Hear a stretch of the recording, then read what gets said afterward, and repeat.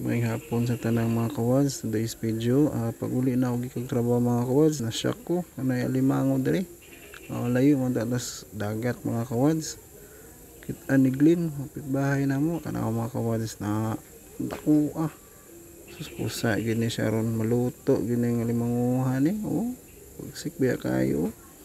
Kay kapay mga kawads. Hadlok po tani mo dakop mga kawads. Kasi maipit po kamot maong nagandagan sa mga kawads. Tingnan nyo mga kawads. Yan. Lupit. Abot maning alimango din may dagat din mga kawads. Tingnan nyo. Laki. May maliit pa daw na siya tunguna mga kawads. Kitimanaan lang dahil ni Glenn. Antod sa nagdako siya. Nigawas gud siya ba. Nasak ko ganina pag uli mga kawads. Yan. Tingnan nyo. Laki.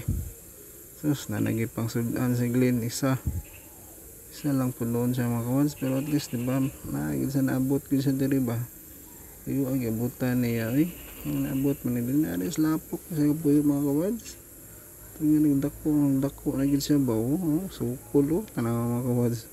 Hadlok po dahil ipit tong kamo na expert po din si Glenn mo dakop mga kawads na tanawa dakpa niya sus maluto giniro na naghigda na sus kalami isudan ani mga kawads isara po doon sa mga kawads saag tanawa mga kawads maaway good.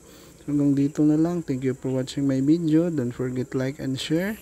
Paki-star na rin, paki-heart, paki-subscribe Joel's Vlog. Bye bye mga kawads.